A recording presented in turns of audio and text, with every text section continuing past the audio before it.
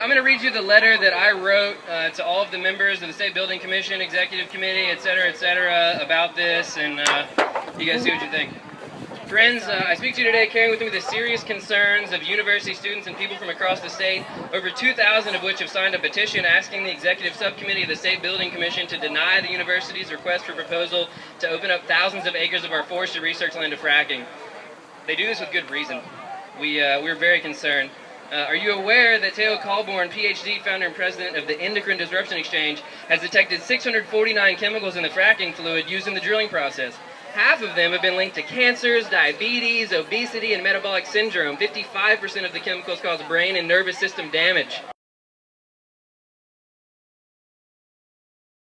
Are you further aware that Tennessee's karst terrain, with its sinkholes and caves, creates conditions that increase the likelihood that methane, naturally occurring toxic elements, and fracking chemicals will migrate into aquifers and drinking water supplies? I mean, come on, y'all.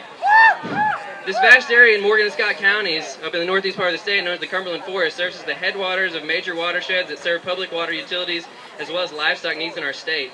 Do we really want to have to live with the negative implications of UT causing a toxic legacy and public health nightmare in that part of our state? Do we really? I don't think so. No. There's no real need for UT to engage in a research project of this potentially devastating caliber. We already have research on the process of fracking in the Chattanooga Shale in Tennessee, and it doesn't look good, you guys. In a specific situation in Williamson County, a well drilled through the Chattanooga Shale formation approximately 450 feet from Brush Creek, which is actually hundreds of feet further away, than current TDEC regulations require in our state, resulted in crude oil flowing unabated into the creek for at least 5 months. The concentration of benzene, which is a known human carcinogen in the groundwater, was over 100 times the safe drinking water level, and there were explosive levels of methane in the water for over 3 weeks. That's ridiculous, you guys. I mean, this is research that the Harpeth River Watershed Association did not too long back. It's also good to note that the EPA is currently conducting this comprehensive study of hydraulic fracturing, the results of which are due in 2014. Why does UT need to do this research when the EPA is already doing it? I mean, come on.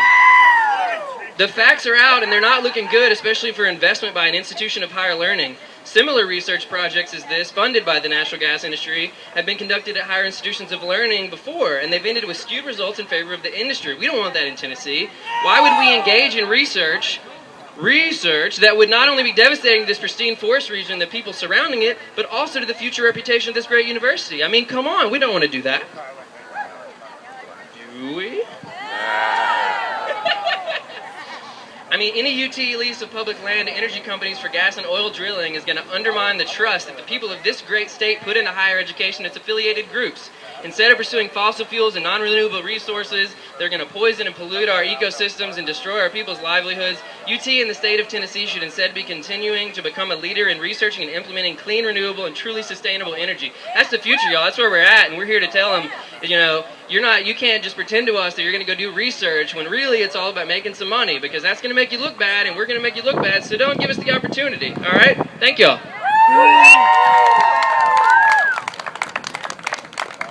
She wants to let everyone know that she cares about her future and hopes that we all do something about it, because it's up to us for her. So, thank you for being here.